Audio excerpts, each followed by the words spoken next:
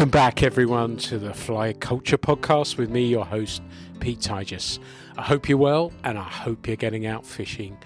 Our season, time of recording's not far around the corner now, and I've made some plans to celebrate the open day. A special day for me, so I'm sure I'll be reporting back on that at some stage. But it's been an early start this morning.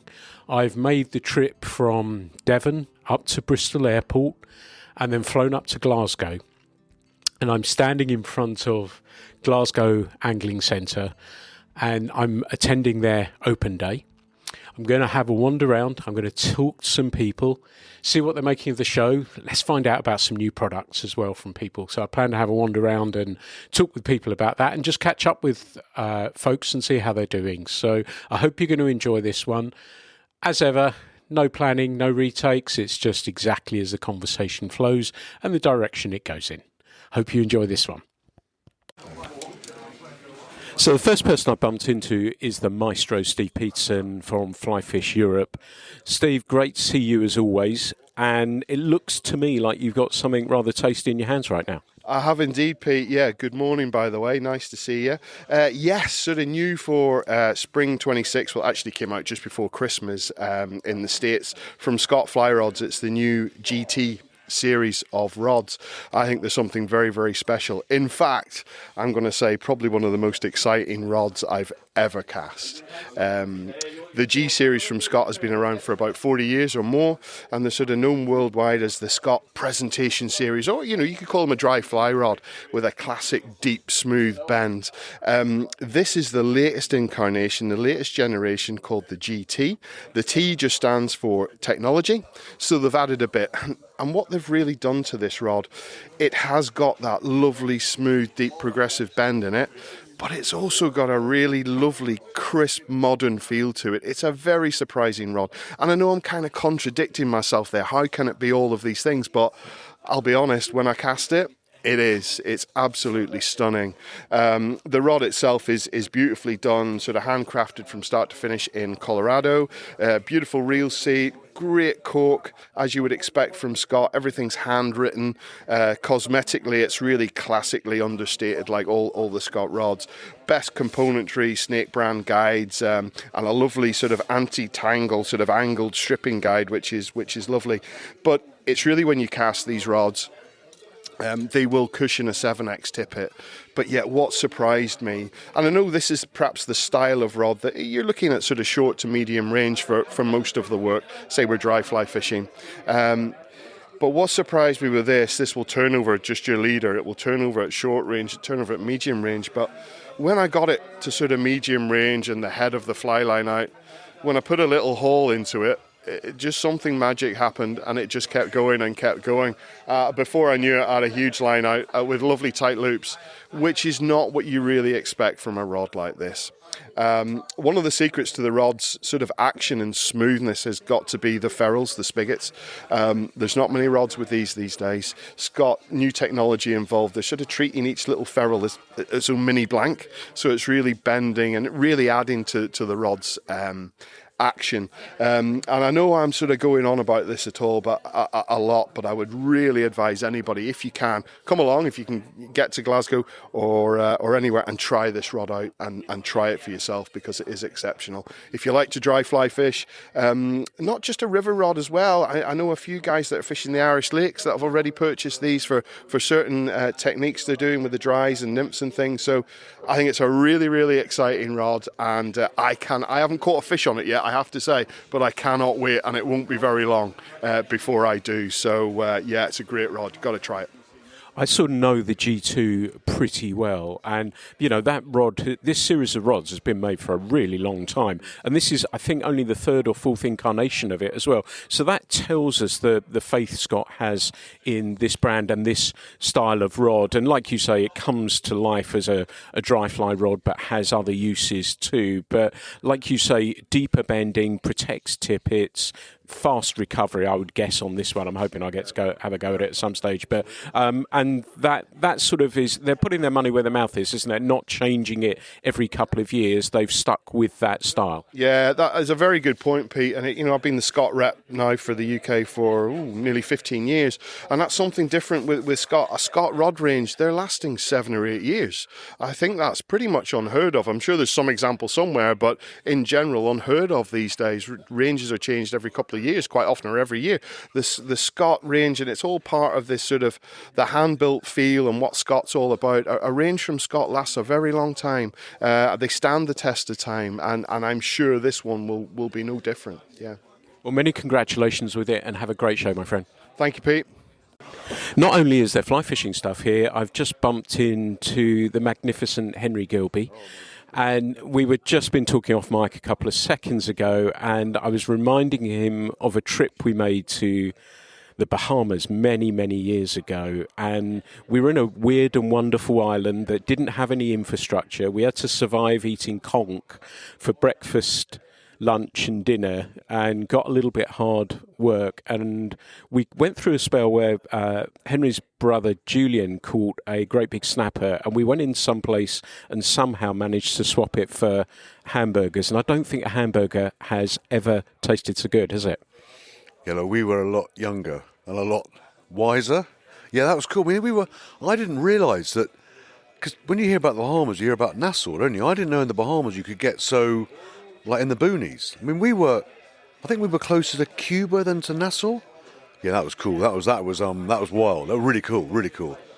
And I just wrote in the recent magazine about my first bonefish, which was in your company, and just didn't have a clue. None of us knew what was going on, did we? We were sort of standing, watching, thinking, well, fish might come in, and I cast at something, and it took, and it was a really nice bonefish. And I've written in the piece, and I said, the guys asked me, what is it? And I said, it's a fish, because I had no idea what was happening. But moments like that were really cool, and that trip in particular was a really extraordinary place to go. Like you said, it was the boonies, it was in the back of nowhere, there was no infrastructure, there was absolutely nothing. And to try and figure stuff out, and as the experienced angler that you are, to try and figure stuff out is part of the lovely part of the jigsaw of fishing, isn't it? Yeah, well, I still remember really well on that trip, because my sort of greatest fear was that I wouldn't be able to see the bonefish, because back then I didn't wear glasses, I was younger and dumb or wise, whatever you want to call it. But I genuinely, because everyone said they're like these ghosts, you're never going to see them. But you can see them, you know what I mean? It's not, because I think we got it wrong, didn't we, to start with? I remember we got it wrong. We thought the bonefish were going to be around on a certain state of tide, and they weren't. And we weren't seeing them. I'm thinking, oh my God, these fish are so elusive, they just are invisible. And then, you learn actually not to look for the fish, look for the shadow. Then actually they're quite easy to spot when you can see. No, I think they're one of the coolest fish in the world. I still say, look, I'm a useless fly fisherman, but I love photographing it. But you couldn't design a better fish for the flats, could you? If you sat down with a CAD program, everyone got round, I think nature has already designed the perfect fish for the flats, isn't it? Beautiful, they run like stink, and they love shallow water. That's a perfect description of them. Moving on to yourself, what are you up to fishing-wise? What have you got planned for the year? Look, I'm just a bass fishing junkie. I used to laugh about people like me. Back in the day when I was hoiking baits out, and you see these weird people like creeping around with lures and stuff. I was thinking, God, there's only bass, because I used to catch bass by mistake. I'd go for ray fishing, and the bass, it's quite annoying, and I'd go cod fishing and catch bass. And now, 25 hours a day, all I do is think about bass. It's pathetic. I mean, it's this one species of fish. They're not particularly big, they're not particularly powerful, they're beautiful.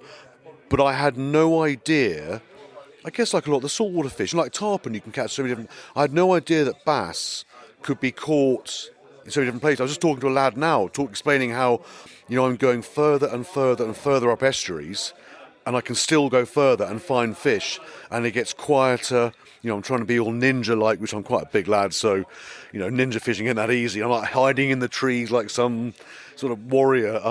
But yeah, I technically I work in fishing. I sort of write, photograph, consult, guide. I do guiding as well, which I love. Really, I just like going fishing, and I try and call it work. It's wonderful to hear after all these years your enthusiasm, love and passion for your pastime runs so deep. It's great to see you. I hope you have a great show and I hope you have a great season. Good luck. Look, good luck with the new magazine as well. I think it's very, very cool. As I said, I saw your latest front cover, and obviously I'm a massive photography snob. I can't help it. And I like it. It jumps out. So yeah, respect. So I've bumped into Rachel Brady, the Orvis lady. First question, though, is how's your dog? My dog is fantastic, thank you. She's at home with my husband. But, fantastic Labrador. Can't get much better than that, can you? They're just awesome company and awesome dogs. You're looking after the Orvis side of things this weekend. Tell us what you've got that's new and exciting. So new for this Spring 26 season, we've got the Recon 3.0. So this is the third generation of Recon. It's our mid-priced American-built rod. It's a full flex, 25-year warranty, and goes from about a 903 through to a 911. I've got all the demo rods here, ready for anyone to give them a try, and really excited about this rod and this launch happening.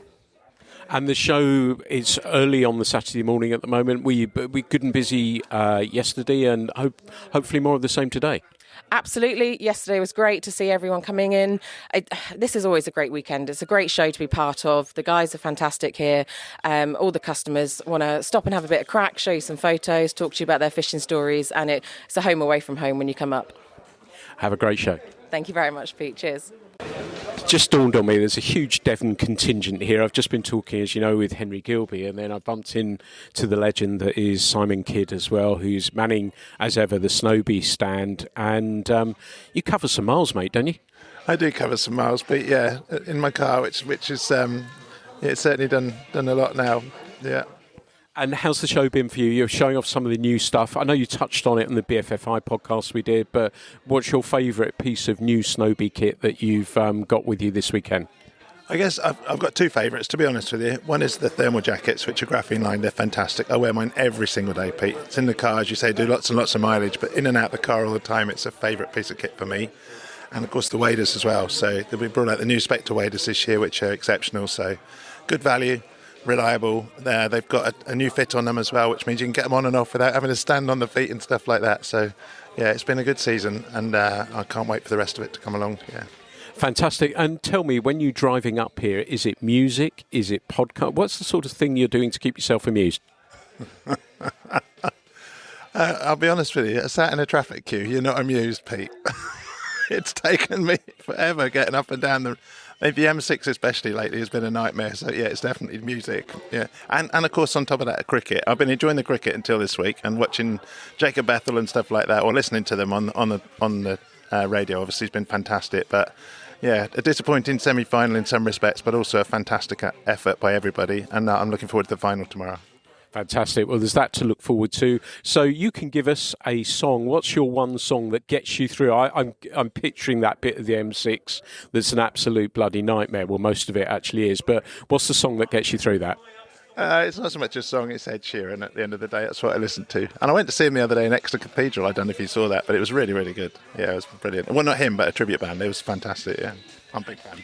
Nice. I thought, well, if anyone could bring Ed Sheeran down to Devon, it would be you, mate. So we'll see what we can do. Lovely. I've always said I've had some colossally huge shoes to fill, and I get the chance again to meet up with someone I know and respect so greatly, Andrew Flitcroft, who's in his new role with Loop at the moment. He's tying some magnificent dry flies that when he's not looking, I'm going to steal a few of them as well. But Andrew, it's great to see you. I guess being at the show in a slightly different role as well. Yes, yeah, exactly, Pete. Yeah, and it's great to see that you've taken on TNS. It means a lot to me that you're at the helm, and I hope it's a huge success. Yeah, and I'm now with Loop, a complete career change, I suppose, after 20 years. And yeah, really exciting. So I'm just at the Glasgow Angling Centre show, and I'm tying some spiders actually. So not dry flies, but So I was taught yesterday how to do the Clyde style sort of split wing. So I'm just practicing that. That's the great thing about these shows, isn't it? That you'll get people come along, but also you get to play a little bit as well, don't you? Exactly, yeah, and of course the Clyde style here is obviously very, very, very popular. So, yeah, exciting to do it properly, you know. And what have you got planned for this year? So at the moment, I'm just about to launch a new online magazine, which obviously is totally different to Trout and Salmon with a sort of paper product. So yeah, learning lots of new things, and it's a global magazine which is going to come out monthly. So yeah, it's interesting to speak to people all around the world and get to know lots of different markets, lots of different people, and lots of different types of fishing. So it's really exciting. I wish you every success, and you joining Loop, I think, is great news for them. So have a wonderful show and have a wonderful season. Yeah, thanks a lot, Pete. Thank you. So I'm with the holy trinity now of Loop, Gordon Armstrong, Jim Coates, and of course Eoin Fairgrieve. Just had a wander down the aisle, and they're doing some extraordinary things at extraordinary price points as well for anglers, which I think they're going to find extremely interesting. Eoin, talk us through it. So in the first instance, Pete, wonderful to see you again. You're looking very well. And for us, the show here, it's the first UK launch of the Track Series. And the Track Series for us is performance related. It's a well-priced, high-performance rod. And what we're looking at is both single-handed rods and two-handed rods. We're super excited. Gordon's been very instrumental in the two-handed rod development. And we're really delighted with the performance for a range of different two-handed lines, and we've tested them with Skagits, and we've tested them right through to 75-foot heads, and we are really looking forward to putting these to the market, and we've had a very good response at the show. And can you tell us, you said the single hand and double hand rods, can you give us an indication of what these rods will come in from a price point as well? Because I think that's a really key thing for people to understand that. And I've got no vested interest in this other than a potential punter, but I look at them and they look high quality rods. They don't look at a specific price point, which I guess is something you've worked on, you guys. Very much so, Pete. So what we were looking at is to aesthetically make them as best as we can. Performance, obviously, to optimise that performance. And the pricing is actually very good. To give you an example, the two-handed rods are a standardised price at £365. And then you get into the single-handed rods, and the 9-foot rods are £270, and the 10-foot rods are £275. So whatever incremental line size it is. So it's a very easy way to identify prices for the store. It makes their life easier to remember the pricing points. And for if you're looking at your first loop experience, the Track is an excellent first loop experience.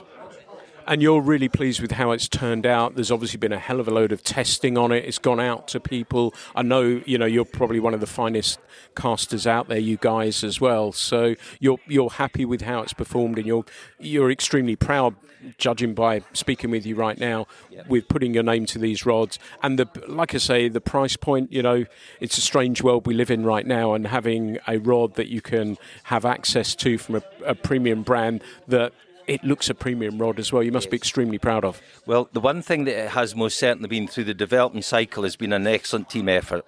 And we've been very fortunate that Gordon has been an instrumental part in that also. And Gordon brings a range of different experiences, both being a head gillie and both being a 3-times world speycaster and an extremely well-known speycaster around the globe of fly fishing. So having that experience also has made the rods as good as they possibly can be.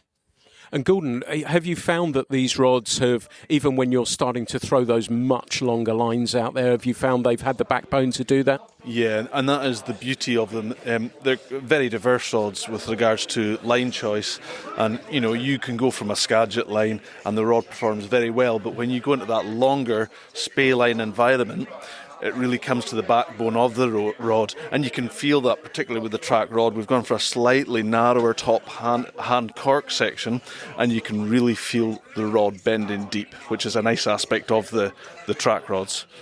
And with these sorts of products, when you're bringing them to market, that design and testing process, are you doing that in real life situations for a good long period of time? Yeah, absolutely. I mean, it's a long drawn out process, and one that is key to the durability of these rods and making sure that they're fit for purpose for all sorts of conditions. And when we put them out to various people's various guides, various gillies up and down the country and indeed worldwide, and they have different environments, different line setups, different depth controls that they're trying to achieve, and that allows us to make sure these rods have been thoroughly tested. Fantastic. Well, have a great show. I hope it's a good one for you. Great to see you, and have a good one, gents. Cheers. Thank you. Thanks ever so much, Pete. I'm in the office now talking with the man behind Glasgow Angling, Paul Devlin, and we've had a wonderful chat, and I just wanted you to get a sense of what he has built here, because the store is quite extraordinary. It is like a supermarket for fishing tackle. But Paul, thank you so much for having me along. But I wondered if there was a way of getting a little bit of your story, because in his office here, he's got his first advert that appeared in Trout and Salmon, we think in 1992 or so, when he first started, and the business has just continued to build. You must be incredibly proud, and it must be lovely at weekends like this, getting to have people along, the manufacturers, and supporting the brands. You must be incredibly proud. Yeah, it's a fantastic weekend. It's not just about selling stuff, it's about getting the whole trade together, and anglers as well. They all seem to meet up once or twice a year in here, and there's plenty of other things going behind the scenes, not just selling fishing tackle. They talk about their fishing, what they've done and what they're going to do later on in the year. It's like a big family now. It's been going now for, the open weekends have been going now for about 23 years. This will be nearly our 50th. And I've been trying to mention about how big the place is to give people an eye or an idea of how big it is. Do you know the downstairs, the shop area? Do you know the square footage? The shop area is about 24,000 square foot. We're about 36,000 square foot, include mezzanine. We've got storage through the back as well, with a mezzanine where we do most of our packing and orders and stuff. But we've also got our separate warehouse, which is the same size again, which is 30,000 square foot, which is it's about 100 metres from the back of the shop. So we do carry a lot of stock, more than anyone in angling. Where did it all start? All started probably originally was tying flies. When I first started tying flies, I was selling them and then digging worms, and then I started selling some second-hand fishing tackle in the local market to me, which was the Glasgow Barras, and I was in there for 2 years just selling second-hand. Then in 1988 I opened a really small shop. It's just about the same size as my office I've got just now, called PD Fishing Tackle in Cumbernauld Main Street, where we started selling new tackle, and then eventually began mail order, maybe in 92 when we first started dealing with trout and salmon. Well, that's an amazing success story, but also I'm sure people would like to know about fishing. What's the perfect days fishing for you, and what do you like to fish for? Mostly I like to fish for salmon or brown trout. I like being on the rivers because I just find it's so different. Every bit you can walk up to or walk down to or wade across, it's all different.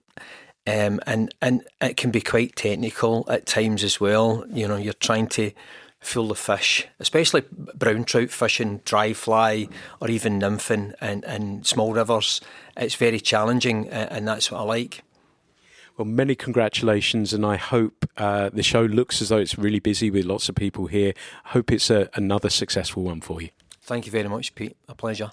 It's lovely to bump into some people, and I've seen Richard, and it's been lovely to meet him. We've chatted on Instagram a little bit, but it's lovely to see you at the show. Are you enjoying it? Yes, I am, Pete. Yeah, it's lovely. Thank you very much. We've been here, this is our second day here now. So I brought my son, Lachlan. We've come down from Sutherland. We're members at Dornoch District Angling Club, and we're also members of Assynt Fishing Club as well. And that's a beautiful part of the world as well, isn't it? It is. We actually live in the centre of Scotland. We live 40 miles from the east coast and 40 miles from the west coast, so we get sort of the best of both worlds. So we get sea fishing and loch fishing, boat fishing, yeah. And are you getting excited about what's to come this year with fishing, from a fishing perspective? I am. I was in Loch Inver last week and I got fishing permit number 1 for Assynt fishing area, so I'm quite proud of myself for that. Is that going to be something you're going to have to try and maintain now for the foreseeable future? It is, and I've also got a goal of trying to get round most of the lochs in Assynt sort of in 1 or 2 seasons, which might be quite difficult to do because there's so many of them, but I'd like to try. And do you have a favourite? You probably can't say, can you? I can't, no. I think a favourite is over at Dornoch and District Club. There's a Stocks Loch, and I take my children over there, and we go out for the day on the boat, and we take a nice picnic, and we catch a few fish, or don't, and we just have a wonderful day out. I think that's what it's all about, isn't it? Yes, it is, definitely, yes, for the children. Great to meet you, Richard, and hopefully I'll be heading your way very, very soon. Lovely, thanks, Pete, good to meet you. Just caught up with Alison Baker from Angling Scotland, who's got some great things happening at the moment that I think are worth listening to. Tell us a little bit about it, Alison. Thanks very much. So Angling Scotland represents game, coarse and sea anglers in Scotland, and we're very much a new membership body supporting anglers and giving them a wider voice throughout Scotland. So we've got a new membership deal at the moment, which is it's just £5 to join Angling Scotland, but for the first 10,000 applicants, Glasgow Angling Centre will give you a £5 voucher back. So it absolutely costs you nothing. We want as many people, many anglers to join as we possibly can to raise all the anglers' voices in Scotland. We're doing a survey at the moment, an angler's survey, to get everybody's views, and it'd be really great if as many anglers as possible could fill it in, and we can take the results to Scottish Government and have a really good conversation about changing the way that certain things are being managed to ensure that anglers and fish get the best opportunities possible. That sounds fantastic. If people want to take part in any of this stuff, how do they find you?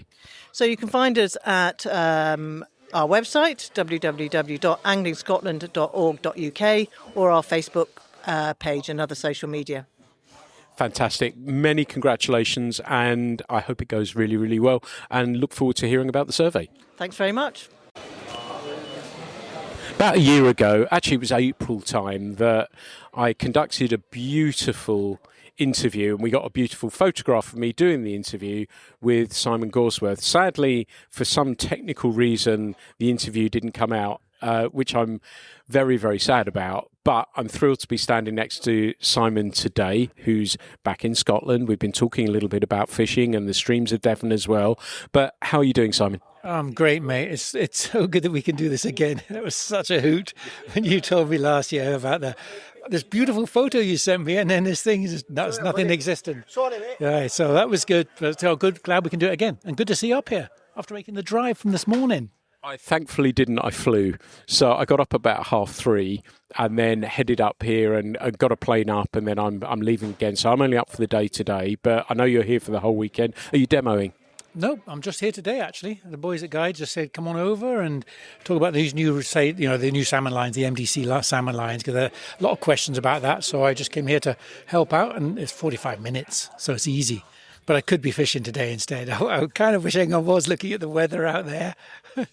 It's thrilling that you're here, and I'm thrilled to be able to catch up with you. And it's interesting timing as well, because in the magazine as well, blatant plug for Trout and Salmon, that you've been writing a series of articles about understanding fly lines, and you just mentioned a new line there. So can you tell us a little bit about it? Yeah, it is. It was an interesting. I mean, going back to the articles, that part was a very interesting request from you, like to make these articles about salmon lines, because there's so many on the market now. And Rio, as much as anyone, is to blame, because every year there's all these new salmon lines, and people go, oh, how many salmon lines do I need? And the answer is lots. Of course you do. You need 100 salmon lines, because why not have fun casting? But no, joking aside, the new line's a Scandi Versatip replacement. We had this very popular line, probably the best-selling salmon line ever in the history of salmon fishing, and we've updated it. We've updated it. It's called an MDC kit, and it has the same sort of components and concept as the old Versatip. But the MDC stands for multi-density control, and it means the sink tips are either 2 densities or 3 densities. And people don't know what that means, but basically it means the lines will cast better and smoother, and they'll swing through the water column in a much more even plane rather than have hinges. So they're just improvements on that. And again, this isn't obviously to market and sell those lines, but basically that's what I'm here to talk about to people who want to know about these MDC lines. They sound fantastic. I'm a Scandi Versatip user myself, so I'm going to check these out as well. But what about from a fishing perspective? What have you been up to? Well, I was in Argentina fishing for huge sea trout in January, which was amazing. Spent 2 weeks down there. Came back here, hid from the rain for, I don't know, a month, waiting for the rivers to get fishable. I was out on the Fearne yesterday doing some grayling fishing, had some, which was great. And I'll be up on I was up on the Spey about 10 days ago, catching kelts. No springers were caught on the week we were there, but the week after they suddenly had like 3 or 4, which is typical. That's how it goes. So there's fish about, which is encouraging. You know, the Spey and the Dee and the Tay and the Tweed, the big Scottish rivers are getting fish. So that's encouraging for the early season. And next week I've got a wee bit of fishing on the Tay, and then I'm heading down to the Tweed next weekend for a few days. So yeah, I've got some fishing lined up. That sounds pretty well organised to me, and I'm hoping I'll see you up on the Tweed at the Tweed Festival as well. Also, I saw on your socials and stuff that you set up a website. Do you want to give us the details if you want to catch up? I was going to use hookup, but I don't know if hookup's a term you can use these days, so it gets a bit confused. But if people want some tuition from yourself, how do they find you? Oh, thanks for asking about it. Yeah, it's I've been trying to build on this website for a while, and finally got to that point. It's like writing an article where you never know when you end. You know, you can always add things, and this website was the bloody same. I spent days and days building it and days looking at it, and finally decided that's enough. I'll add to it. It's called whyflyfish.com. I thought the name was quite good because I like the kind of the rhyme of why fly, short and easy to remember, and and kind of the website is all about fly fishing. So it's not just instruction. I've uploaded a whole pile of videos I made with Rio. So it's an educational platform. I do guided days on the local rivers for people who want a guided day with me on the rivers, or lessons or hosted trips to Tierra del Fuego, Alaska or somewhere. So it's really just, now that I'm back from America and not working full-time for Farbank and Rio, I have more time to do the things I want to do for myself, which is go back to my schooling, my teaching and taking people fishing. And so really that's what the website's about, is to give people a way of finding me and inquiring whether they want to go and fish with me or have a lesson or have a beer in a pub with me. It's just as good as well. There you go. Well, you've got the chance to be able to fish and be taught by Simon Gawesworth. So I would suggest you go and check out the website. Mate, I hope to see you in April. You're going to the Tweed Festival as well. Sadly, I will miss it. I can't believe the dates this year. I'm in America. I've got 2. I got a trout space school, and then that weekend is the start of a technical trout school where I'm doing advanced trout skills. So I will be in America, but my heart will be there because I loved it last year. It was such a wonderful event, and I'm crying that I won't be around there. But there'll be another one, and I'll be back at the next one. That sounds perfect. Well, the next thing I'm going to do is check this interview's worked out, okay, and then go from there. If not, I'll be circling around again to speak with you. But great to catch up with you as always, my friend. Pete, always good seeing you, mate, and absolutely lovely to see another Devon lad up here and talk about Devon times and how those Devon rivers have been fishing. It makes me a little homesick, but I have a nice new home now with some good fishing. So good seeing you, mate. I'm standing with Jim Curry at the moment, and it was just like the old days that Steve Peterson was with us, the old days of our app guy, and we were just casting a rod, talking about rubbish, talking about casting and talking about fishing. But always great to see you, Jim. How you doing, mate? I'm good as gold, thank you, Pete. Nice to see you've made it back in one piece from those fantastic Patagonian rivers. But yeah, great to be here at Glasgow Angling Centre with all the new gear and some lovely casts and some lovely kit, and like you say, great to see Stevie and the boys and all of us kind of still in this industry for all these years, Peter. Tell me, what have you got this weekend? Have you got something new? Have you got new stuff coming to the market? We have a few items which have really stood out, as expected, new from the range, which have just dropped into all the retailers in the UK. Probably the most important ones, I would say, is the replacement to the Stoked rod, which is the Revolt, which is our entry-level rod. Beautifully finished, crisper action, that's gone down exceptionally well. And also the Aura Reels, Peter, which have been fantastically well received. That is from a Euro nymphing reel all the way through the salmon sizes. I used them out on the Dorado a few weeks ago. Salt waterproof and absolutely beautifully put together. Congratulations with that. So I'm going to go and have a wander around this amazing fishing supermarket in a minute and have a look. But we were talking about Patagonia, and if you're a regular listener, you know that I've just done a podcast on that, and Jim's been out there chasing some bits and pieces, and you're heading back out there again, right? Absolutely, my friend. Yeah, no, we will be out with the Beale family at Allen Centro next year again. It is, I think, we were just saying, probably one of the most purest forms of fly fishing. Every conceivable type of fly fishing for trout you could possibly imagine, in the most beautiful and breathtaking scenery. It really is a special place. Yeah, when I started the podcast I did out there, I said I was asleep and thought I'd woken up, or perhaps I was dreaming and I woke up and I wasn't dreaming. And it is that sort of place, really, isn't it? It's an absolutely staggering spot. I think of all the places you and I have both been very blessed with, where we've cast a fly line around the world for multiple species, and I think that place will remain very close to our hearts for very good reasons. Nice one, bud. Have a great show. Cool, mate. Great to see you. Your ears would have been burning because I was standing outside with Jim Curry, Steve Peterson, casting some rods, chewing the fat. Jim Fearne, I think that would have been right up your street, wouldn't it? Yeah, that sounds up my street. Maybe have another shot later, eh? Nice. And how's the show been for you? Has it been busy?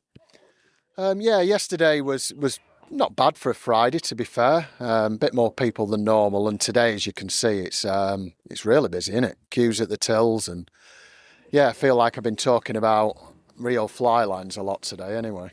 And are you demoing?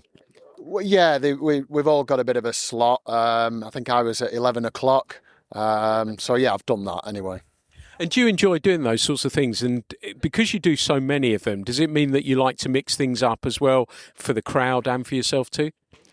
Yeah, absolutely. I mean, today, there wasn't loads there, but there were quite a few beginners, so that's always nice, just going through the basics. But yeah, I definitely try and, tune the demo to the audience, absolutely. Nice. And what have you got planned fishing-wise this year?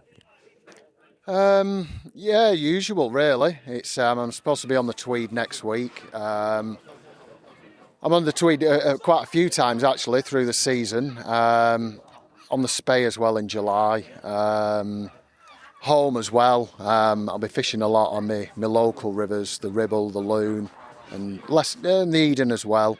And I got into bass fishing big time last summer, which I'll be honest with you, I was well into that. So I think come August time, maybe July, if I have a good start to the salmon season, or if the rivers dry up, then I'll definitely get into them bass again.